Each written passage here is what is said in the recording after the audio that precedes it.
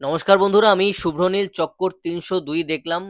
ঈদে মুক্তিপ্রাপ্ত যে বাংলাদেশি ছবিগুলো তার মধ্যে থেকে আফটার বরবাদ চক্কর ৩০২টাই দেখলাম। এর পরবর্তীতে দাগি দেখব, জংলি দেখব, জিন দেখব সুযোগ হলে। এই সিনেমাতে টুইস্ট আছে শেষে গিয়ে, মারাত্মক একটা টুইস্ট, অকল্পনীয়। এমনকি একটা টুইস্ট যে আসতে পারে সেটা অবধি তোমরা ধরতে পারবে না। ওই জায়গায় ফ্ল্যাট চলছে। After happy ending, mystery solve হয়ে যাওয়ার পর হঠাৎ একটা টুইস্ট চলে আসে। ইনফ্যাক্ট আমার ক্ষেত্রে আমি তো ফাস্ট ফরওয়ার্ড করে কেটে বেরিয়ে যাচ্ছিলাম। কি ভাগ্য যে ওই জায়গাটায় দাঁড়াই এবং ওখানেই একটা মেজর টুইস্ট পার্ট 2 আসবে। মূলত চক্কর একটা মার্ডার মিস্ট্রি, একটা ইনভেস্টিগেশন থ্রিলার, যেখানে দুই বন্ধুর গল্প। এক বন্ধু মার্ডার হচ্ছে, আর এক বন্ধু সাসপেক্ট। সে কি আদৌ খুনটা করছে? সে যদি করছে না, তাহলে কে করছে, কেন করছে? এই নিয়ে ছবি এগোয়।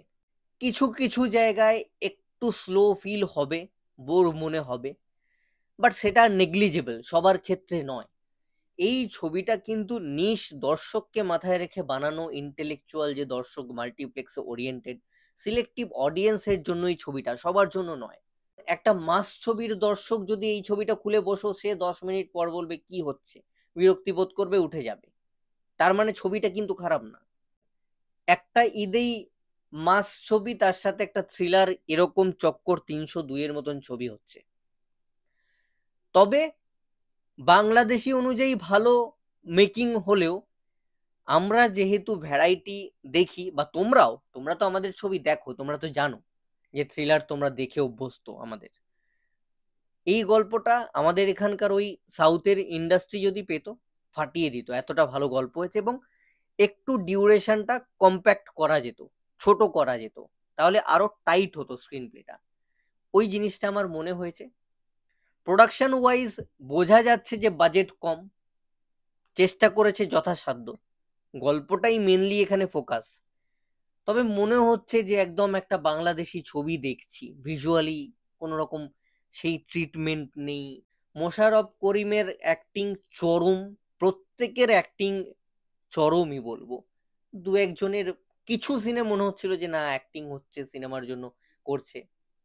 দু একটা জায়গা বোকা বোকা লাগে, যেমন একটা জায়গায় মোশাররফ করিম বাবু বলে একজনের সঙ্গে দেখা করতে যান। কেন যান, কি বৃত্তান্ত, তার জন্য সিনেমাটা দেখো। কেন ওরকম আননেসেসারি চলে গেলেন বোকার মতন, একা মার খেয়ে আবার বাড়ি চলে এলেন অ্যানিভার্সারির দিন? ওই জায়গাটা কি মানে হয় আমি জানি না। এই জায়গাগুলো দু একটা টুকটাক আমার মনে হয়েছে। তাছাড়া ভালো একটা ছবি দেখলাম, বাংলাদেশি ছবি। আর্টিস্টদের আগে একটা বাংলাদেশি ছবিতে না ছাপ থাকতো, যেটা থেকে বিরক্তি লাগতো। তাদের পোশাক আশাক একটা আইডেন্টিক্যাল বাংলাদেশি ব্যাপার থাকতো, সেই জিনিসটা এখানে নেই। দেখতে পারো, ওয়ান টাইম ওয়াচ। ছবিটা যেভাবে এগোয় এবং যে পরিণতিটা হয়, অ্যাকচুয়ালি যে মার্ডারার, কমপ্লিটলি আনএক্সপেক্টেড। আমার জন্য তো একদমই আনএক্সপেক্টেড ছিল, আমি আশাই করতে পারিনি রেজাল্ট এমন কিছু হবে। তো ক্রেডিট যায় ডিরেক্টরকে, ভালোভাবে ওই সাসপেন্সটা ধরে রাখে। যখন পৌঁছচ্ছি গিয়ে রেজাল্টে, তখনও আন্দাজ করা যায় না, ধরে রাখতে পেরেছে ওই টেনশনটা। ওই যত ছবিটা এগোয় এবং যত শেষের দিকে পৌঁছয়, তত সিনেমাটা ভালো হয়ে যায় আরো।